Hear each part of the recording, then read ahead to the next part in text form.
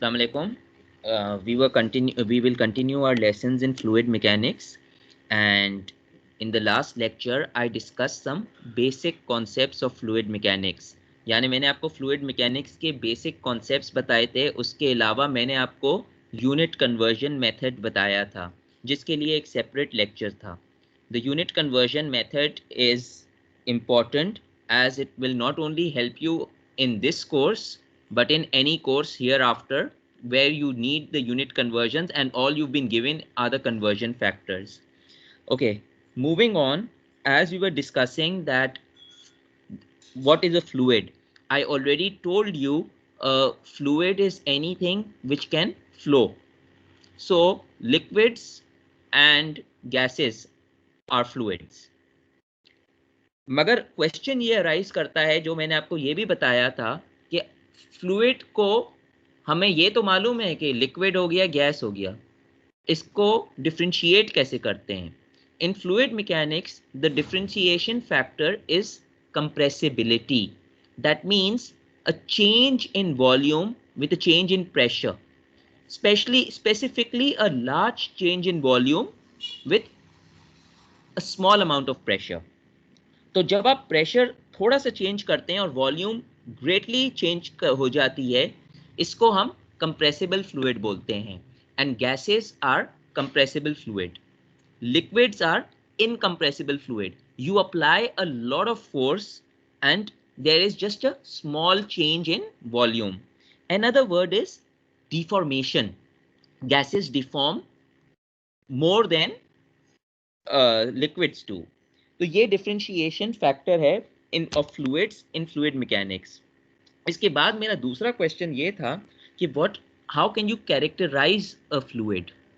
Characterisation के अंदर different properties थी, जिसमें प्रेशर था, मास था, एपीआई ग्रेविटी थी, विस्कोसिटी थी, surface tension, Young's modulus, and these properties.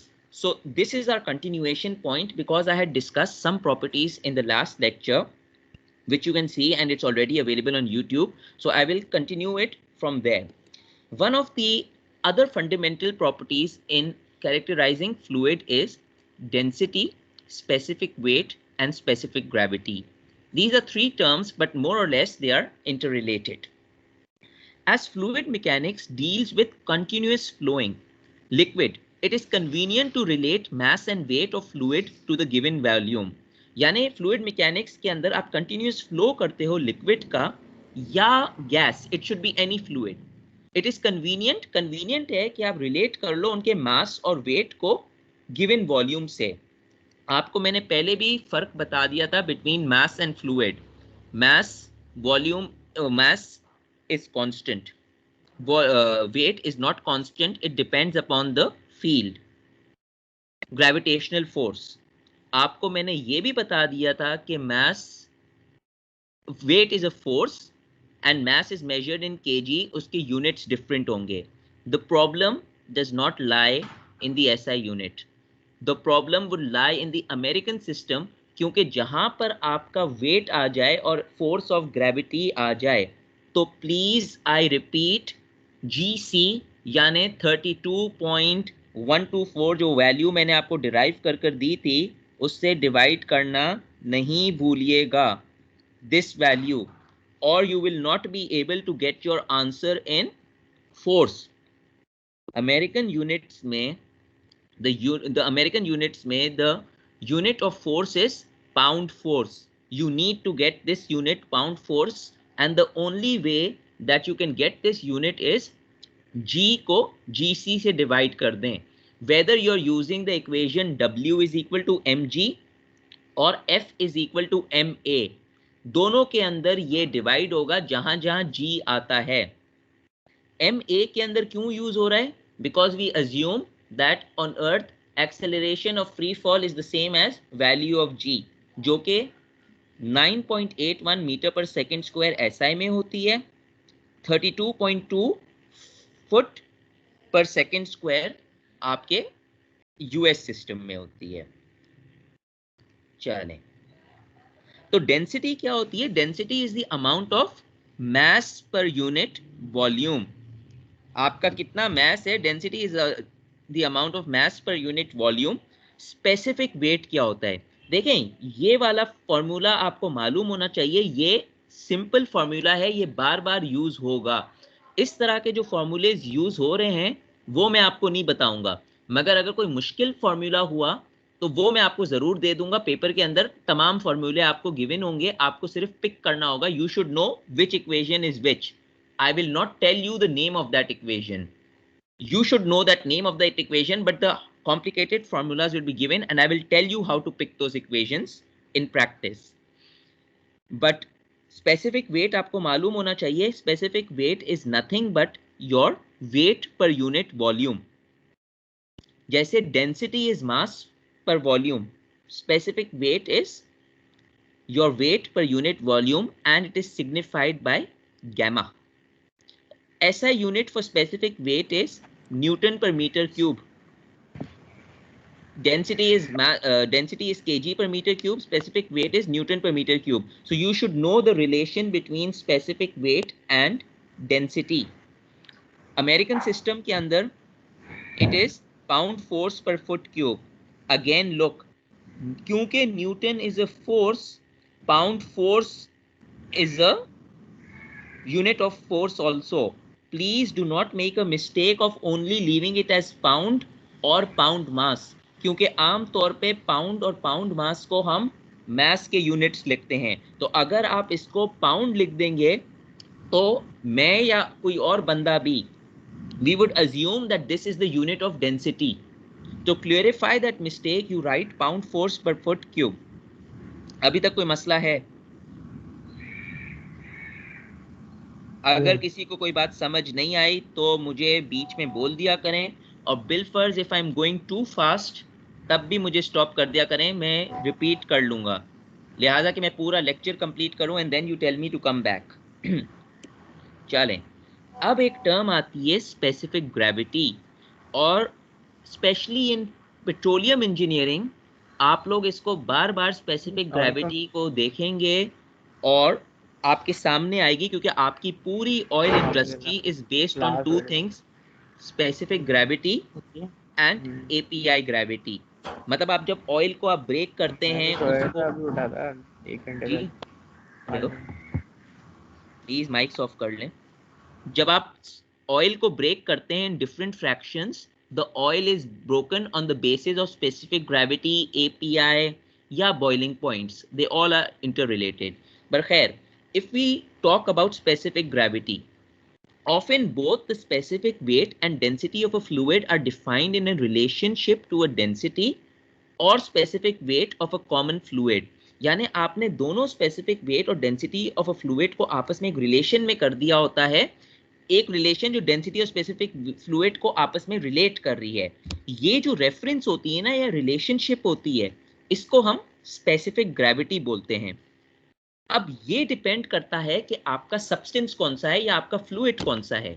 If you are assuming that your fluid is a liquid fluid, meaning any type of oil, or any other fluid, doesn't have to be necessary to be oil, it can be ketchup, it can be blood, any type of liquid fluid, उसके लिए जो आपका reference point होता है उसको आप water assume करते हो। or any type of gaseous fluid, for example maybe hydrogen, maybe methane or any other gas, उसका जो रेफरेंस पॉइंट होता है वो आप एयर को लेते हो। तो बेसिकली आपने अपने सब्सटेंस की डेंसिटी को डिवाइड करना है अपने रेफरेंस पॉइंट की डेंसिटी से। अगर आप लिक्विड ले रहे हो तो it is the density of the liquid divided by the density of water. अगर आप कोई गैस ले रहे हो, it is the density of the gas divided by the density of air. So in other words it is a ratio has no units. kg per meter cube divided by kg per meter cube, answer is unitless. अब condition क्या होती है?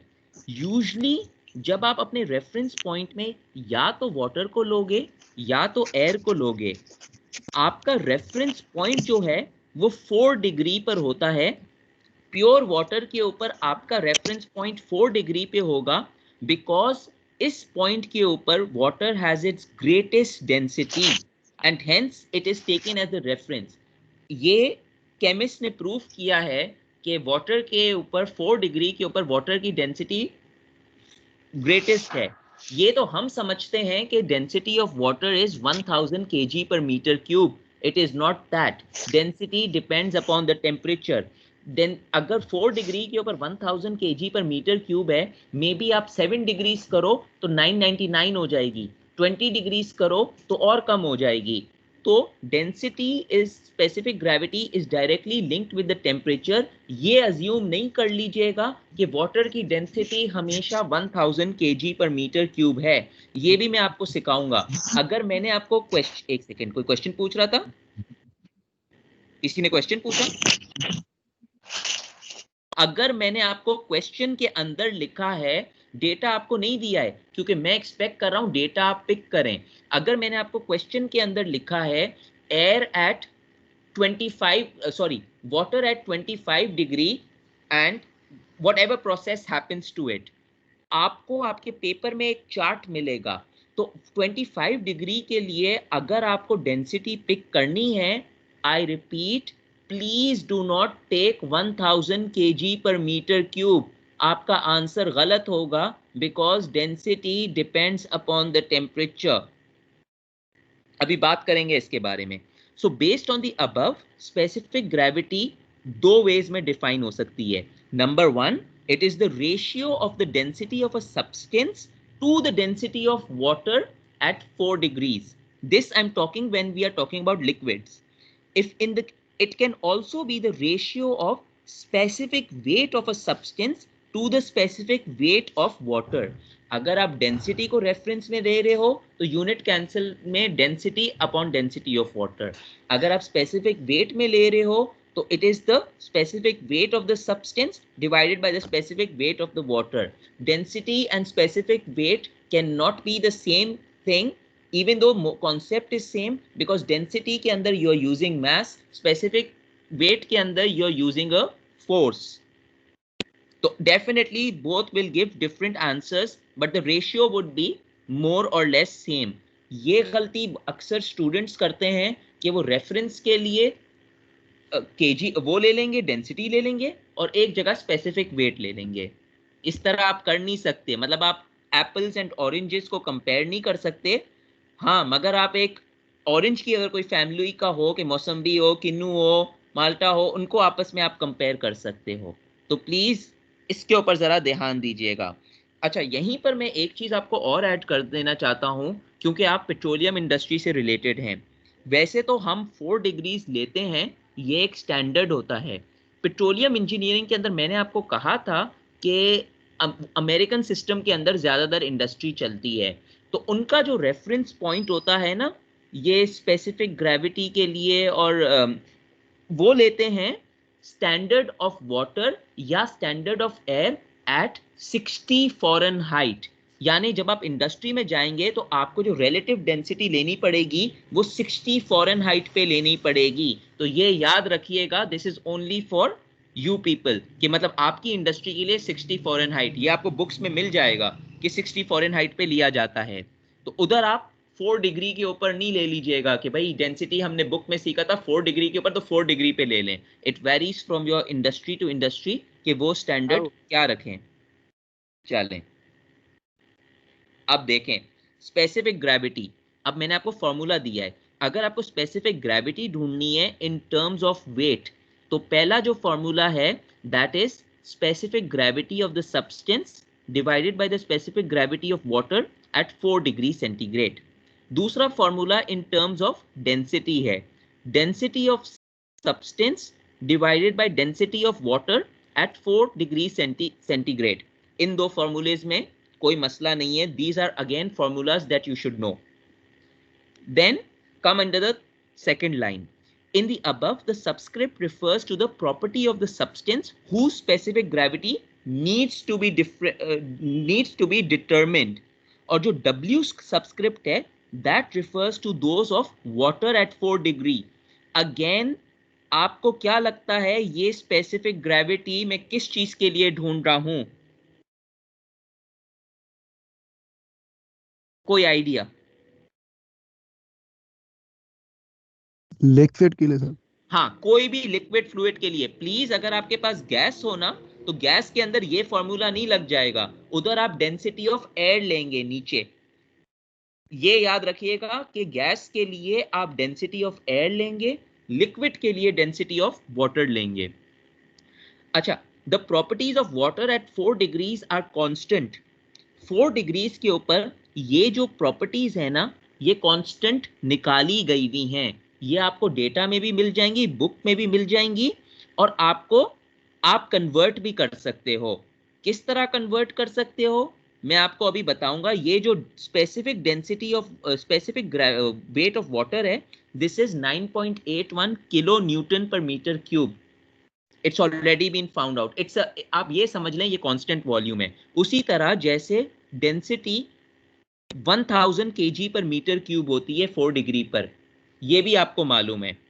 अब बात ये आती है कि 62.4 पाउंड फोर्स पर फुट क्यूब और 1.94 स्लग्स पर फुट क्यूब कैसे आया, ये मुझे बताएं कैसे आया है। अगर मैं आपको ये वैल्यूज ना दूं या ये वैल्यूज आपको याद ना हो, सिर्फ ये दो वैल्यूज हैं, तो आप कर लेंगे, ये दो वैल्यूज आ जाएंगी।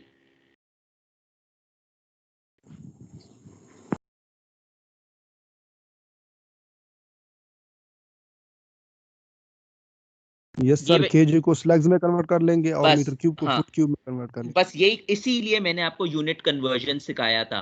आपको मैं एक टास्क देता हूं, अगेन अगेन ये जो टास्क है ना, अगर आप करना चाहें you can do it, I am not taking it. घर जाकर सबसे पहला काम, मतलब घर में तो आप वैसे ही हैं, क्लास के बाद सबसे पहला काम ये कीजिएगा कि वाटर की जो डेंसिटी है ना, उसको पाउंड में कन्वर्ट कीजिएगा। इन अदर वर्ड्स मैं आपको बोल रहा हूं कि 1000 केजी पर मीटर क्यूब को आप पाउंड पर फुट क्यूब में करें। बल्कि एक second,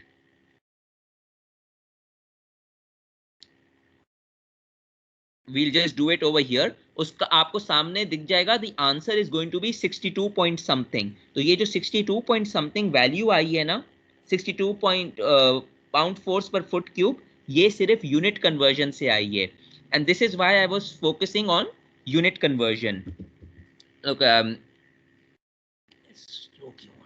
if we just convert this, any questions still here?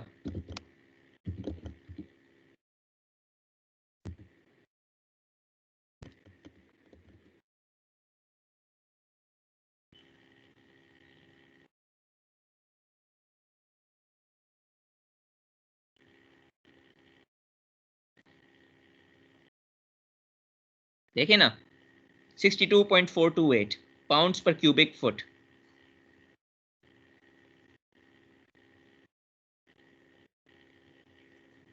रफली सेम वैल्यू 62.428।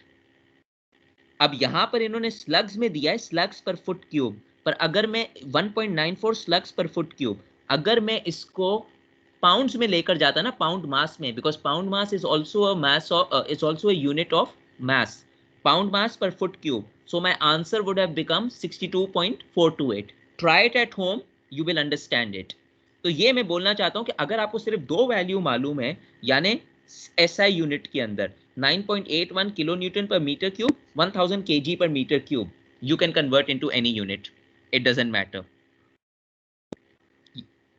अच्छा, अब देखिए द डेफिनेशन जो मैंने आपको प्रीवियस स्लाइड में दिया है, it holds regardless of the temperature at which the specific gravity is being determined.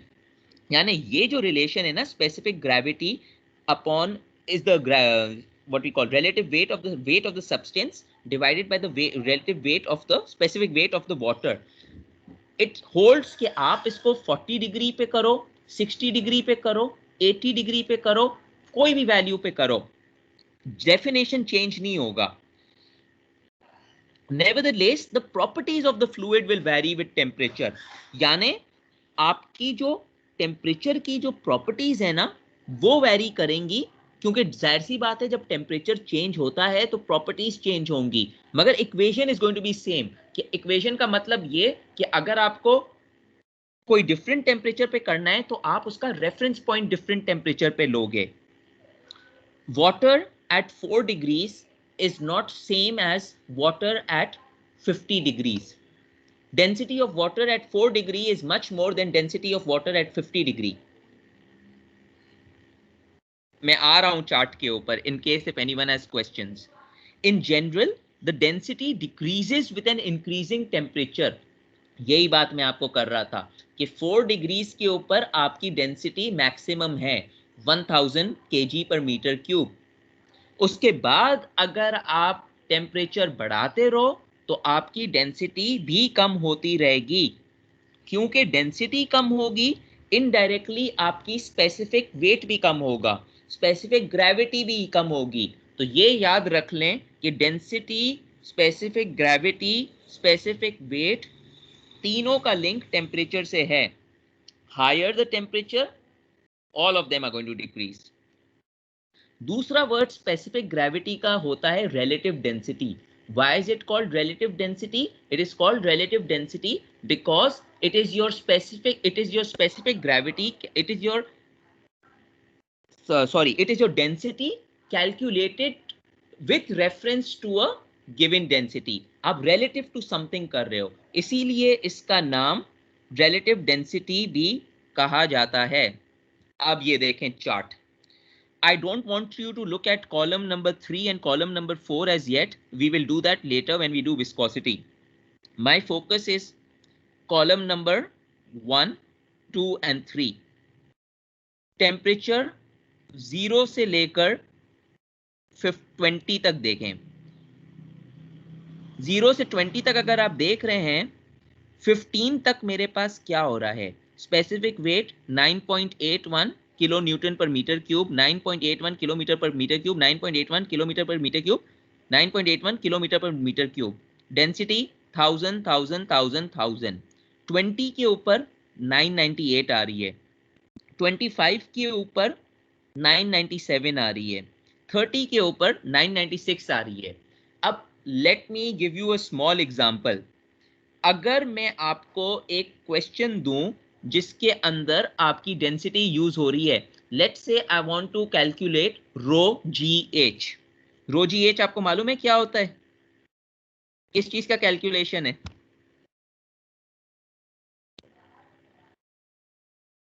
चलें, प्रेशर में यूज होगा, मगर अगर मुझे प्रेशर में कैलकुलेट करना है रो जी एच, मेरा क्वेश्चन बोलता है कि calculate whatever this pressure at this particular height at 20 degrees centigrade.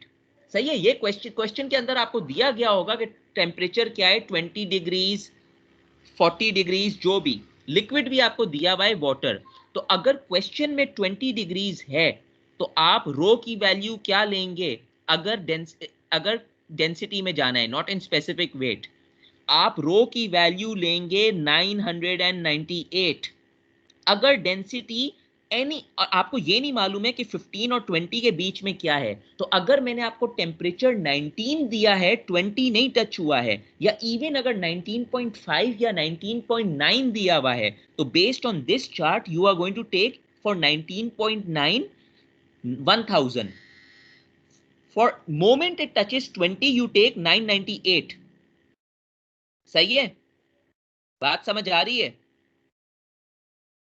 Yes sir. Yes sir. Yes sir.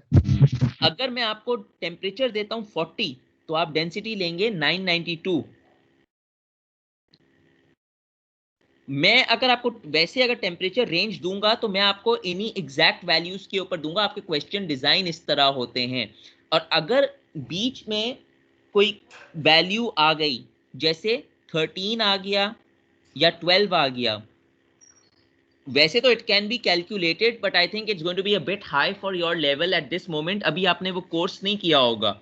Mathematics के अंदर आपने कोर्स किया है जिससे आपको लिनियर इंटरपोलेशन कैलकुलेट करना पड़ता है, यानी दो वैल्यूज आपको दी हुई होती हैं और बीच वाली वैल्यू आप कैलकुलेट कर लें लिनियर इंटरपोलेशन से. एफएससी में किया होगा, but have you done it in your mathematics right now? No sir. No sir. चलें, तो we can forget about that. Linear interpolation को अभी छोड़ दें, बिकॉज क्रेडिट आर स्कोर्स के कम है। तो बस सिर्फ इतना जान लें कि density and specific weight is related to temperature.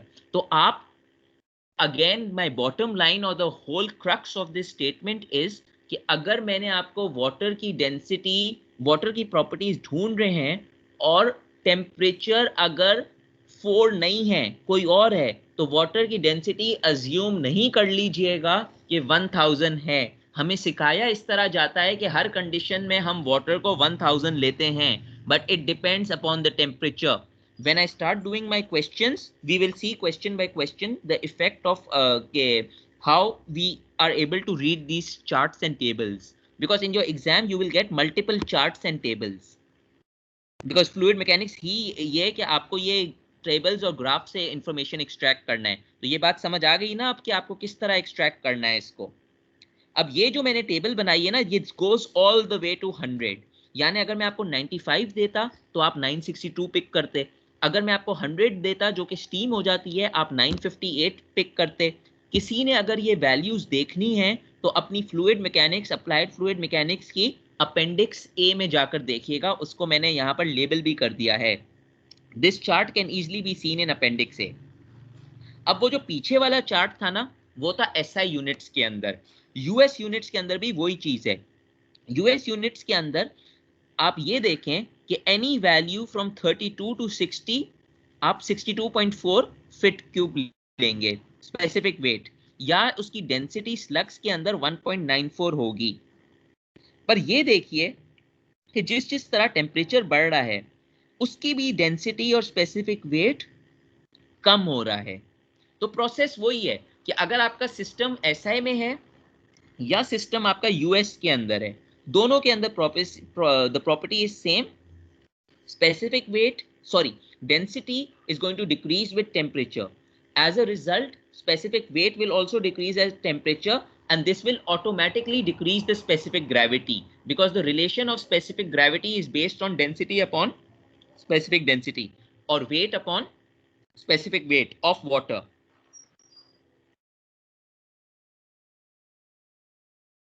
I actually said something wrong. The specific gravity depends upon density of substance divided by density of water, or the specific weight of the substance divided by the specific weight of the water. चलें, इसी तरह इसका भी temperature 212 तक जा रहा है। 212 Fahrenheit is the boiling point of water, equal to 100 degrees.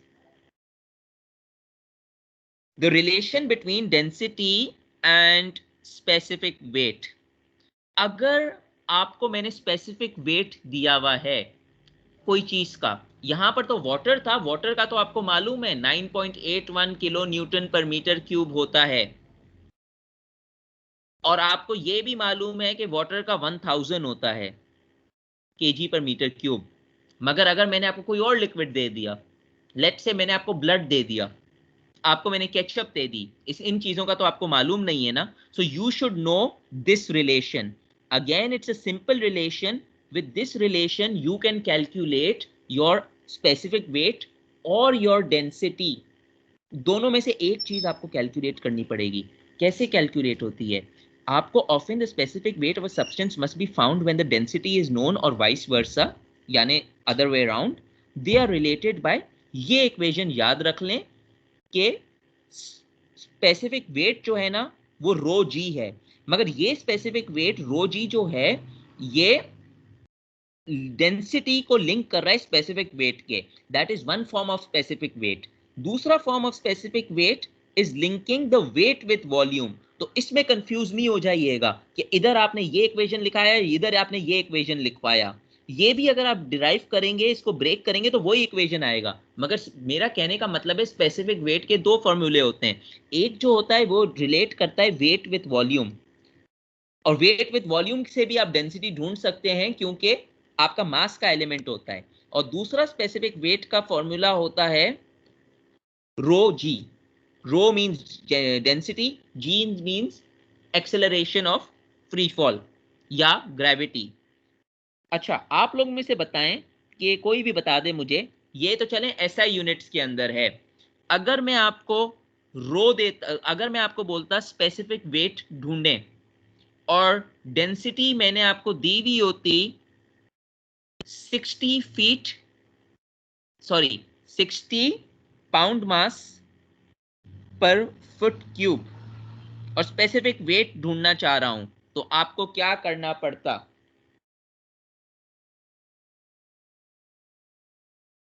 Ji kilo newton per metre cube में कन्वर्ट करना पड़ता है। एक सेकेंड, आपका यूनिट, आप उसके अंदर क्यों जा रहे हो? मेरा यूनिट देखो, मेरा यूनिट है 60 pound mass per foot cube. मैं आपको बोल रहा हूं स्पेसिफिक वेट मुझे ढूंढो, मैंने आपको यूनिट की बात ही नहीं की है कि ऐसा यूनिट में जाओ। कैसे सॉल्व करते?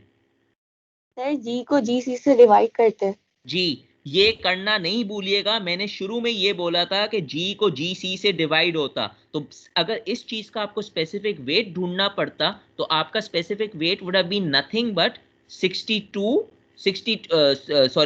ही बोला था ना, 62 pound mass per foot cube multiplied by g की वैल्यू कितनी होती है 32.20, वो भी 32.20 से डिवाइड होती, तो 32.20 यहां भी था, 32.20 से वो डिवाइड हो रही थी। रो मेरा कितना था? 60 था, 60 मैंने बोला था ना, 62 बोला था, तो ऑटोमेटिकली वो यही वैल्यू आती। 62 बोलने का ही मकसद ये था, ये देख लें, ये एक इसकी स्टैंडर्ड वैल्यू होती है। देखा स्पेसिफिक वेट मैंने किस तरह रिलेट किया है और 62 के ऊपर मैं लाया हूं उसको। But this is just for this condition of water. अगर कोई और फ्लूइड होता तो उसकी कोई और वैल्यू होती, मगर कहने का मकसद ये था कि लिंक इस तरह आया है। तो मैं दोबारा एक दफा दोबारा रिपीट कर रहा हूं क्योंकि हो सकता है कभी बच्चे नहीं सुनते हैं, कभी भूल जाते हैं। जहां जहां जी आए और आपके पास अमेरिकन यूनिट्स में कैलकुलेट करना हो तो जी सी से डिवाइड करना नहीं भूलिएगा। Derivation is shown on the next slide showing the link between specific weight and density. क्या लिंक है? हमें नॉलेज से मालूम है कि वेट और मास किस तरह रिलेटेड होते हैं। वेट क्या होता है? Weight is equal to mass mg, weight is mg Newton's law. Specific weight क्या होता है? स्पेसिफिक वेट होता है w upon v। w upon v हो गया, अभी हमने पीछे पढ़ा है। तो दूसरा स्पेसिफिक वेट क्या होगा? w की जगह मैंने mg लिख दिया। एंड आई ऑल्सो नो, अगर मैं mg लिख रहा हूं तो यहां पर m अपॉन v जो होता है वो डेंसिटी के यूनिट हो गए। We know that density is m upon v, that is why specific weight is equal to rho g. और यही बात मैं आपको पहले बोल रहा था कि अगर आपको वो वाला फॉर्म मालूम है तो आपको ये दूसरा फॉर्म अगर याद भी नहीं है आप डिराइव कर सकते हो। ये समझ आई ये डेरिवेशन? यस कोई सर। मसला है? ओके चलें, अब आती है बात स्पेसिफिक ग्रेविटी की इन टर्म्स ऑफ एपीआई। ये मैंने आपको पहले भी बात जिक्र किया था। In the petroleum industry the reference temperature of water is taken as 60 Fahrenheit. Normally it is 4 degrees, but सिर्फ पेट्रोलियम इंडस्ट्री के अंदर it is 60 Fahrenheit. Specific gravity of crude oil will vary depending on place of the location. Crude oil की जो specific gravity है that varies where that type of oil is formed. Is it Pakistan के अंदर specific gravity different होगी, वैसे तो crude यहाँ इतना मिलता नहीं है। यूएई के अंदर डिफरेंट होगी, अमेरिका के अंदर डिफरेंट होगी, वहां पर विस्कस ऑयल्स होंगे। So the API institute, American petroleum institute ने क्या किया? They developed a scale for liquids lighter than water known as API gravity scale. ये आपने कहीं पढ़ा होगा, आप इसको एपीआई ग्रेविटी से आप इंट्रोड्यूस हुए? Yes sir. तो ये फॉर्मूला आपने पढ़ा होगा कि अगर आपने degree how is API gravity linked with specific gravity. API gravity is nothing but 141.5 upon specific gravity minus 131.5। एक फॉर्म याद रख लें इक्वेशन का, वैसे तो आपको मालूम होना चाहिए, फर्स्ट फॉर्म आपने याद रख लिया तो स्पेसिफिक ग्रेविटी को आप इंटरचेंज कर सकते हैं। अब डिग्री एपीआई ऑयल्स के लिए क्यों इंपॉर्टेंट है? It ranges from 10 to 20। Lower the API value higher the specific gravity. मैं आपको एक रूल ऑफ थंब बता दूं, एपीआई ग्रेविटी जो है ना वो ऑटोमेटिकली लिंक करती है डेंसिटी और बॉइलिंग पॉइंट से। आप आगे जाकर तो कोर्स पढ़ेंगे पेट्रोलियम रिफाइनरी में और मजीद जो आपके कोर्सेज हैं। रूल ऑफ थंब ये है कि जिस चीज की एपीआई ग्रेविटी कम है वो उतना ही भारी है और विस्कस है, और अगर वो उतना ही भारी और विस्कस है तो उसका मतलब ये हुआ कि बॉइलिंग पॉइंट उसका हाई है। आप पेट्रोलियम से डील कर रहे हैं, पेट्रोलियम के अंदर मैं आपको 3 फ्रैक्शन बताता हूं। एक फ्रैक्शन है आपका गैसोलीन, दूसरा फ्रैक्शन है आपका केरोसिन, तीसरा फ्रैक्शन है आपका हेवी ऑयल। अब मुझे ये बताएं ये तीनों फ्रैक्शन किस तरह सेपरेट होंगे? आपने पढ़ा है इन तीनों को? अभी तक पढ़ा है सेपरेशन? No sir. अच्छा नहीं पढ़ा, चले मैं आपको वैसे ही बता दूं तो आपको बाद में आपको हेल्प करेगा। ये तीन जो हैं they will separate on the basis of boiling point. Boiling point जिसका सबसे कम है वो सबसे पहले सेपरेट होगा, जिसका ज्यादा है वो बाद में सेपरेट होगा, और जिसका सबसे ज्यादा है वो आखिर में होगा। गैसोलीन का बॉइलिंग पॉइंट सबसे कम होता है इन तीन में से, तो इन तीनों का बॉइलिंग पॉइंट ज्यादा है। मगर कन्वर्सली इनका एपीआई इस तरह रिलेटेड है कि जो जिसका बॉइलिंग पॉइंट सबसे ज्यादा है उसका एपीआई सबसे कम है। इसका मतलब ये हुआ जो आपका हेवी फ्यूल ऑयल है उसका एपीआई आएगा अराउंड 10, जो आपका गैसोलीन आएगा उसका एपीआई आएगा अराउंड 50-60, क्योंकि जो बहुत लाइट हाइड्रोकार्बन्स होते हैं वो 80 तक जाते हैं, तो 50-60 के करीब आएगा गैसोलीन का। तो बस ये रिलेशन है एपीआई, बॉइलिंग पॉइंट और स्पेसिफिक ग्रेविटी के अंदर। और ये एपीआई आपको सिर्फ उधर यूज करना होता है जहां पर आप ऑयल्स को यूज करते हैं, और फ्लूइड मैकेनिक्स के अंदर कुछ क्वेश्चंस आएंगे where you are going to deal with oil. दो तरह के फ्लूइड हो सकते हैं, one type of fluid in liquid is water, water को यूज कर रहे हैं, और कुछ जगह पे वो ऑयल को यूज करेंगे। और आप लाजमी देखेंगे कि जहां जहां ऑयल यूज हो रहा है वहां पर उसकी स्पेसिफिक ग्रेविटी लिखी होगी 0.1 sorry 0.2 0.3, because heavier the oil less the specific gravity, lighter the oil उतनी स्पेसिफिक ग्रेविटी ज्यादा होगी। मैक्सिमम स्पेसिफिक ग्रेविटी कितनी हो सकती है? रेशियो है ना, मैक्सिमम कितनी होगी स्पेसिफिक ग्रेविटी? अगर मैंने आपसे पूछ लिया या आपको वन ढूंढनी पड़ गई जी, कितनी होगी? वन ही होगा सर। 1 होगी। तो specific gravity will always range between 0 to 1। अच्छा, यहां तक हमने सारी डेंसिटी वगैरह की बात कर ली। अब आप बात कर लें सरफेस टेंशन की। That is another property. Surface tension क्या होता है? It acts like a film at the interface between the liquid water surface and the air above it. जहां पर दो फ्लूइड आपस के अंदर रिलेट कर रहे हैं, एक जगह आपके पास लिक्विड है, दूसरी जगह आपके पास लिक्विड के ऊपर एयर है, वहां पर सरफेस टेंशन एक्ट करेगा। जो वाटर मॉलिक्यूल्स होते हैं ना बिनेथ द सरफेस, यानी उस एयर के सरफेस के नीचे पानी के मॉलिक्यूल्स होते हैं, they are attracted to each other. अब ये टर्म आपको एक बाद में भी मालूम पड़ेगी, मगर when water molecules attract to each other, इसको हम केमिस्ट्री की टर्म्स में बोलते हैं कोहेजन। कोहेजन आपने कभी पढ़ा था? Cohesive forces, attraction of the molecules with each other.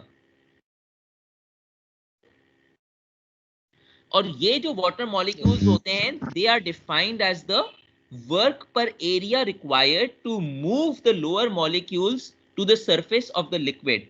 यानी आपने जो लोअर मॉलिक्यूल्स हैं इनको आपने सरफेस पे मूव करना है, और इसके यूनिट्स क्या होंगे सरफेस टेंशन के? Because it is work per area, इसके जो यूनिट्स होंगे वो कट पिट कर न्यूटन पर मीटर हो जाएंगे या पाउंड फोर्स पर फुट हो जाएंगे। You do not need to know these units किस तरह डिराइव हुए, क्योंकि that is going against the point. आपको सिर्फ ये मालूम होना चाहिए सरफेस टेंशन क्या है, और capillarity depends upon surface tension. Capillarity पे मैं रुक जाऊंगा because we are going to do capillarity in the next chapters. This is just an introduction. My point of telling you surface tension is that surface tension is one of the parameters which characterizes a fluid. इसके ऊपर पूरा एक different chapter होगा, और ये important है जानने के लिए कि surface tension also depends upon the temperature. SI system में देखें, as the temperature is increasing, surface tension को क्या हो रहा है? Surface tension is decreasing. Surface tension decrease हो रहा है. यहां भी देखें, as the temperature is increasing, surface tension is decreasing. इसकी क्या वजह हो सकती है?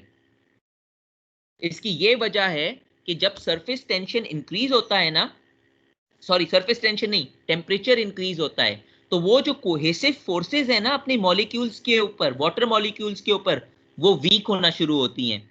क्यों वीक होंगी? जब आप एक लिक्विड को हीट करोगे, उसका टेम्परेचर इंक्रीज करोगे, तो वो गैस की तरफ जाएगा.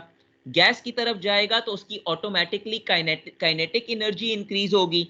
काइनेटिक एनर्जी इंक्रीज होगी तो उसकी वेलोसिटी इंक्रीज होगी. It's trying to escape. तो वेलोसिटी जब इंक्रीज हो रही है और वो फ्लूइड जो लिक्विड है वो गैस बन रहा है, तो उसके बीच में जो अट्रैक्शन है, जिसको हम कोहेसिव फोर्सेस बोल रहे हैं, वो कम हो रहा है. और वो कम हो रहा है तो ऑटोमेटिकली आपका सरफेस टेंशन भी कम हो रहा है. बात समझ आई कि सरफेस टेंशन टेम्परेचर से क्यों रिलेटेड है और किस तरह रिलेटेड है? The main answer is cohesive forces are decreasing. ये चीज हम विस्कोसिटी में देखेंगे. क्लियर है? Yes sir. ये बाकी क्लास भी बोला करें, क्योंकि मुझे सिर्फ 2 या 3 आवाजें आती हैं और वो रेगुलर आवाजें हैं. मसला ये है कि अगर आप नहीं बोलेंगे तो मैं निकल जाऊंगा. तो मैं दोबारा बार बार ये बोल रहा हूँ, अभी तो आसान टॉपिक्स चल रहे हैं. चलें, this is where I would like to stop, because system of units I told you in detail the other day. And I will move on to viscosity now, which was today's work. This is actually last week's work which we completed.